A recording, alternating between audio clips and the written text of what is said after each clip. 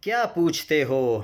کیا تم سے کہوں؟ پنجاب میں اس وقت مزارات کی تعداد 598 ہے۔ ان میں 64 درباروں کے گدی نشین متولی اور پیر آج بھی براہ راست سیاسی نظام میں حصہ دار ہیں۔ سرگودا، جنگ، پاکپتن، ساہیوال، وہاڑی، منڈی بہاؤالدین، اوکاڑا، حجرہ، شاہ مقیم، ملتان، چشتیاں، خیرپور، ٹامے والا کے گدی نشین براہ راست انتخابات میں حصہ لیتے ہیں۔ یہاں کے گدی نشین پہلی بار جنگ آزادی کے مجاہدین کو کچلنے کے لیے ایسٹ انڈیا کمپنی کے دستِ راست بنے اور ان گدی نشینوں نے انگریزوں کے حق میں فتوے دیے اور جنگ کو بغاوت قرار دیا اور انعام کے طور پر جاگیریں پائیں۔ یہی وجہ تھی کہ ان گدی نشینوں کو انگریزوں نے نو آبادیاتی عہد کے پاور اسٹرکچر میں شامل کیا اور کورٹ آف وارڈز کے ذریعے سے انہیں مستقل سیاسی طاقت دی گئی۔ کورٹ آف وارڈز سسٹم کے تحت جن گدی نشینوں کو جاگیریں دی گئیں ان کی تفصیلات بھی یہ ہیں۔ 1930 میں شاہپور کے غلام محمد شاہ ریاض حسین شاہ کو 6423 ایکڑ جاگیر دی گئی۔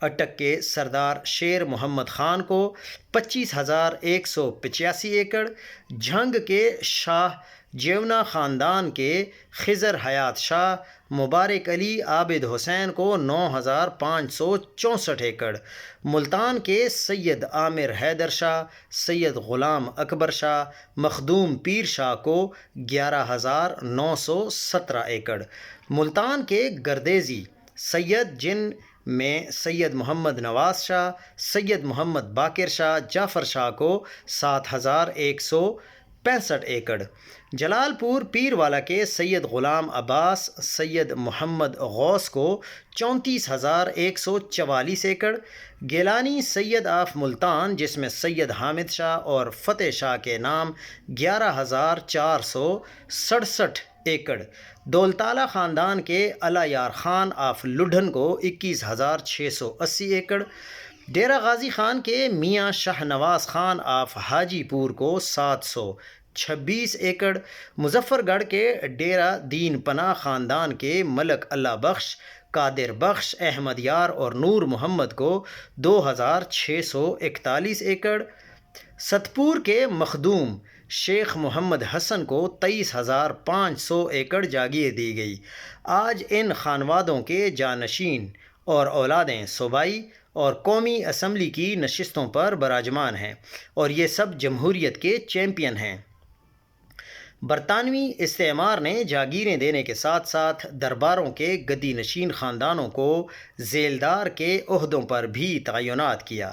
اس میں مظفر گڑھ سے دیوان محمد غوث، سید باندے شاہ خان صاحب، مخدوم محمد حسن، سید تراب علی شاہ، سید عامر احمد شاہ، سید غلام سرور شاہ، سید جند واڈا شاہ، میاں سے سید قائم حسین شاہ، غلام قاسم شاہ، شاہپور سے پیر چند پیر، سید نجف شاہ، فیروز دین شاہ، پیر سلطان علی شاہ، علی حیدر شاہ، جھنگ سے محمد شاہ، اللہ یار شاہ، محمد غوث اور بہادر شاہ کو ذیلدار کا عہدہ دیا گیا۔ ہندوستان پر برطانوی تسلط کے 180 سال بعد 1937 میں محدود جمہوری انتخابات کرائے تو یونینسٹ پارٹی میں شامل یہی جاگیردار گدی نشین اور پیروں کو منتخب کرایا گیا۔ 1946 کے انتخابات میں بھی یہی خاندان برسر اقتدار آئے۔ جنوبی پنجاب کے گیلانی قریشی، ڈیرہ غازی خان کے علاوہ وسطی پنجاب سے Pir Nasir uddin Shah of Kamalia, Shah Jeevna of Jhang, Makhdoom Syed Ali Raza Shah of Sandhila Wali, Makhdoom ناصر حسین شاہ، پیر محی الدین لال بادشاہ آف مکھڈ شریف اٹک نمایاں تھے۔ یہی خاندان یونینسٹ پارٹی کو چھوڑ کر آل انڈیا مسلم لیگ میں شامل ہوئے اور اپنے مفادات کو پاکستان کی حمایت سے جوڑ دیا۔ قیام پاکستان کے بعد ان گدی نشین پیروں نے قومی جمہوری اور مارشل لاء کی سیاست میں مستقل طور پر اپنا وجود قائم کر لیا۔ ایوب خان کے بنیادی جمہوریتوں کے تصور سے لے کر ضیاء الحق کی مجلس شورا میں اسلامائزیشن کے تصور کو رائج کرنے اور جنرل پرویز مشرف کے روشن خیال تصورات کی حمایت میں یہ گدی نشین پیش رہے۔